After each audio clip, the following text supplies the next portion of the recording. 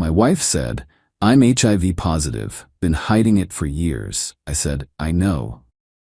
Then I showed her my negative tests from last week. Her affair partner wasn't so lucky. I, 44 male, am writing this from my study, a room that has felt more like a command center than a personal space for the last 3 months. The silence in the house is absolute, a stark contrast to the storm that's been raging in my life. It began on a Tuesday night, a night so mundane it's now seared into my memory as a cruel joke.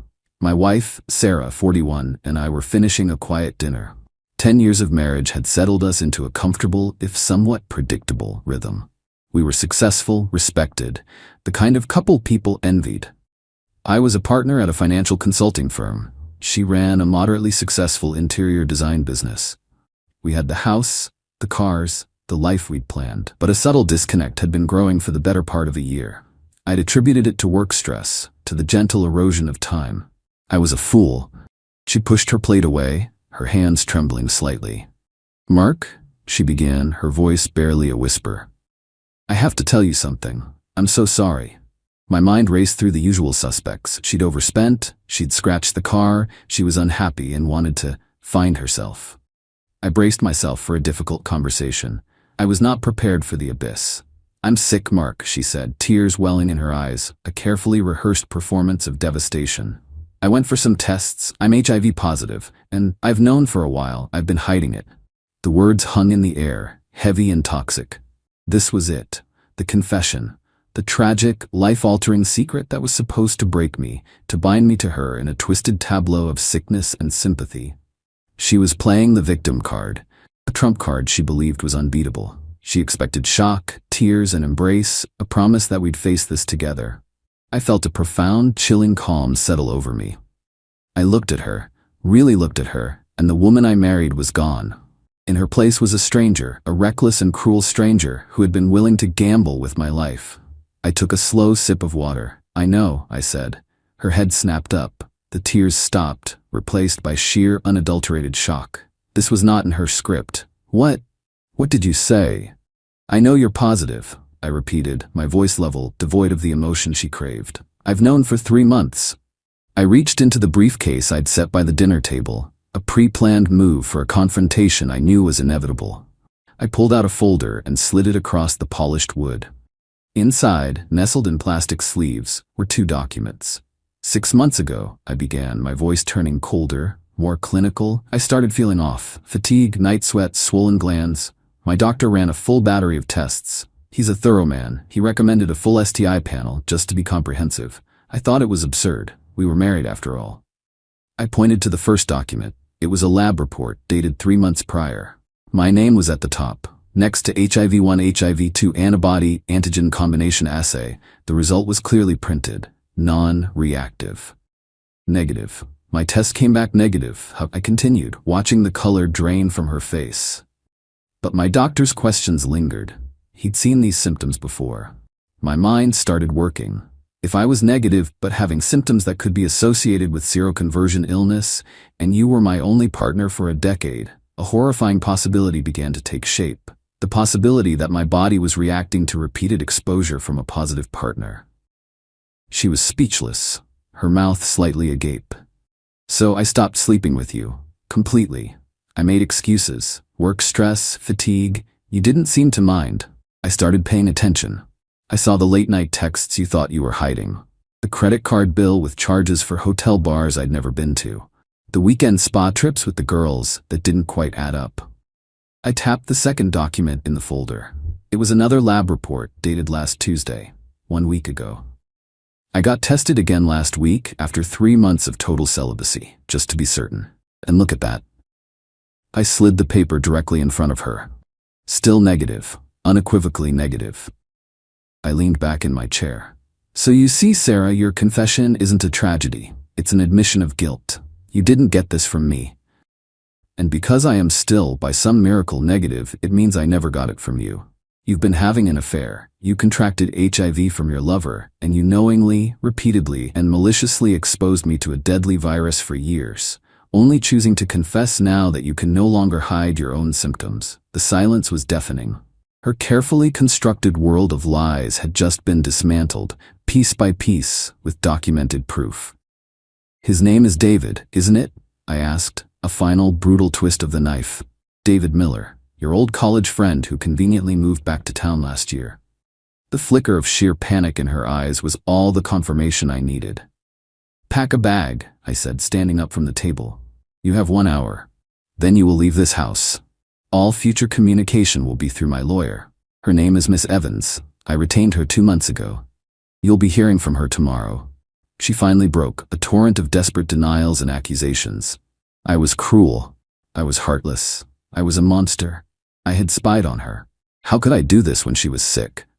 You forfeited the right to my compassion the moment you decided my life was a risk worth taking for an affair, I said, walking out of the room. Your hour starts now. I went to my study, locked the door, and listened as the life we had built shattered into a million pieces. Update 1. The past 3 weeks have been a masterclass in crisis management. My initial calm has given way to a grim, methodical determination. Miss Evans, my lawyer, is a shark in a tailored suit. When I laid out the facts in her office, supported by my dated test results and a detailed timeline of Sarah's suspicious activities, her expression was one of controlled fury. She confirmed this wasn't just a divorce. It was a potential civil suit for battery and intentional infliction of emotional distress, and possibly even a criminal matter, depending on state laws regarding HIV disclosure. My first actions, under her guidance, were swift. Finances. I immediately had the court issue a temporary injunction to freeze all our major joint assets, including investment portfolios and a shared savings account. Sarah had a supplementary credit card on my primary account, which I canceled, citing the cardholder was no longer authorized. Her personal business account was her own, but I knew it didn't carry enough to sustain her lifestyle or the coming legal battle. The house. I filed for exclusive use of the marital home, a motion the court granted swiftly, given the circumstances of her departure and the evidence of endangerment. The locks were changed the day after she left. The disclosure letter. This was Miss Evans's masterstroke. She drafted a formal letter to the lawyer Sarah had scrambled to hire. The letter stated that as part of the legal discovery process and as a matter of urgent public health, Sarah was legally and ethically obligated to disclose her HIV status to any and all sexual partners from the past several years. It specifically named David Miller as a person of interest who must be notified immediately. That letter detonated a secondary bomb. Sarah's lawyer called Miss Evans, incandescent with rage, accusing us of harassment and intimidation. Miss Evans calmly replied that if Sarah failed to make the legally required notifications, we would be compelled to file a motion informing the court of this public health risk, a move that would not look favorable for his client. Checkmate. Sarah broke her own lawyer's only rule a day later. My phone rang with a number I didn't recognize. It was her, sobbing, hysterical. You're trying to ruin my life, Mark. You told David you're destroying everything. I haven't spoken to anyone, Sarah, I said, my voice flat. My lawyer informed your lawyer of your legal obligations. What you do with that is on you. This conversation is inappropriate. Direct all communication to Miss Evans. I hung up. The real fallout came a week later. I received a call from an unknown number. This time, it wasn't Sarah. Is this Mark Peterson? A woman's voice asked, strained and shaking. Yes, who is this? My name is Clara Miller. I'm David Miller's wife. My blood ran cold. I had never considered his wife. In my focus on Sarah's betrayal, I had compartmentalized her lover as a one-dimensional villain. I forgot he had a life, a family he was also betraying. We need to talk, she said, her voice cracking. David came home last week. He told me everything. He was forced to. He's positive, Mark. He got tested. He's HIV positive, and so am I. The weight of her words crushed the air from my lungs. Sarah's selfishness had become a contagion, spreading through families, destroying lives with callous indifference. Clara had been infected by her own husband, who had been infected by my wife. We spoke for an hour. We compared timelines, shared stories of our spouses' lies and gaslighting. It was a conversation of shared trauma, a horrific club with only 2 members. Her husband, it turned out, wasn't so lucky. Sarah had likely been positive for years, but David had contracted it from her more recently. He, in turn, had passed it to his unsuspecting wife. Sarah's little affair didn't just risk one life. It had actively claimed the health of 2 others. My resolve hardened from steel to diamond. This was no longer just about a broken marriage. It was about justice. Update 2. The legal battle has been as ugly as expected. Sarah's strategy, guided by her lawyer, was to paint her as the ultimate victim, a sick, terrified woman abandoned by a cruel, vindictive husband who was using his financial power to destroy her.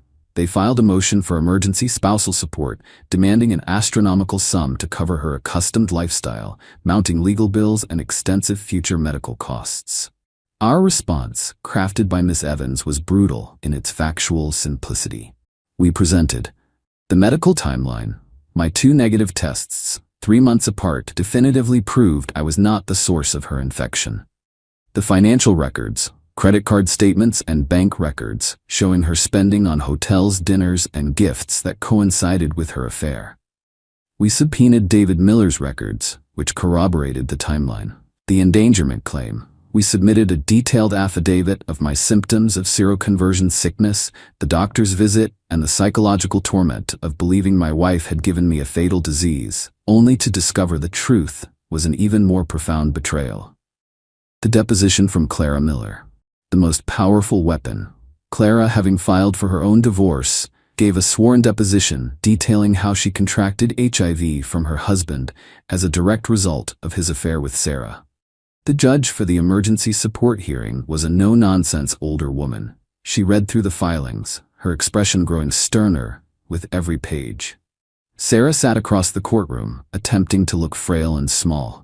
Her lawyer argued that her illness was a marital condition that I was financially responsible for, regardless of its origin. He claimed my actions in freezing assets were financially abusive.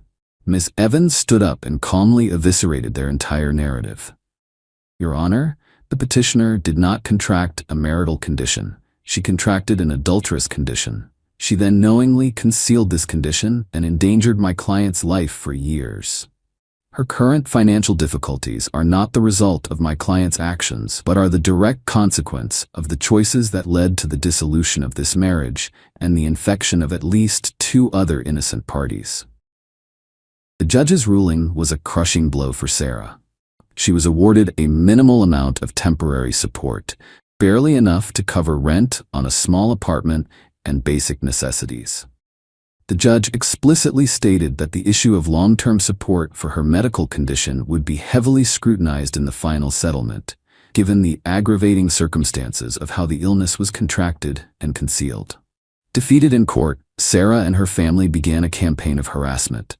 Her mother called me, weeping, accusing me of having no soul. Her sister sent me vitriolic emails. They tried to spin a narrative among our old friends that I had abandoned my sick wife in her hour of need. It didn't work. The truth, in all its horrifying detail, began to leak out.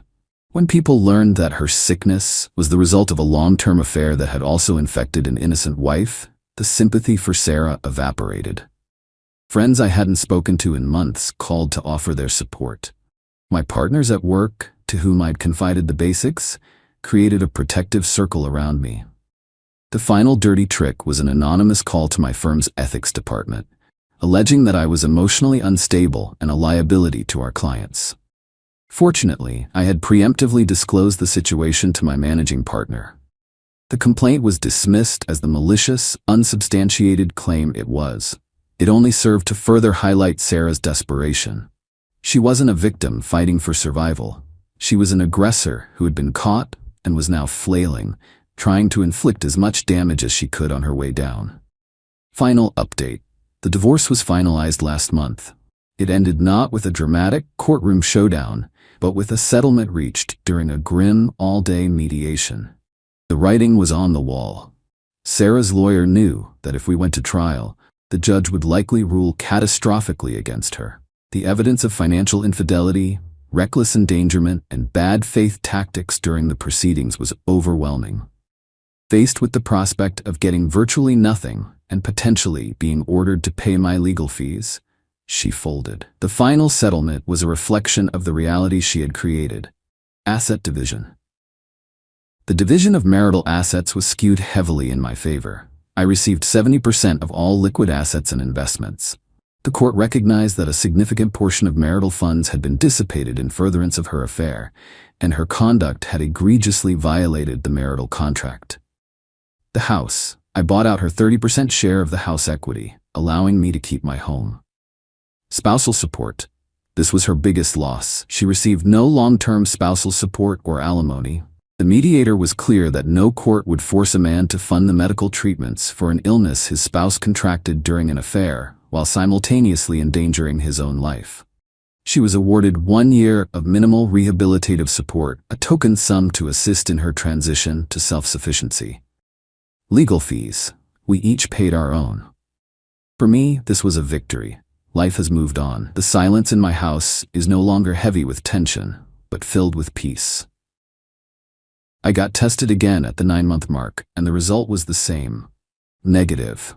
I have no words for the gratitude I feel for that outcome, a sheer fluke of biology or luck that I will never take for granted. I hear things through the grapevine. Sarah had to move back to her hometown to live with her parents. Her design business collapsed without the financial stability our marriage provided. She is grappling with her health, her reputation is in tatters, and she is reportedly consumed with a bitter resentment for the life she lost, a life she, herself, set on fire. David Miller's life was also immolated. His divorce from Clara was swift and brutal. She received the house, a majority of their assets, and substantial long-term support, with the court citing his reckless endangerment of her health. He lost his job in the fallout and is facing his own health and financial abyss. The revenge, if you can call it that, was not in a single, explosive act.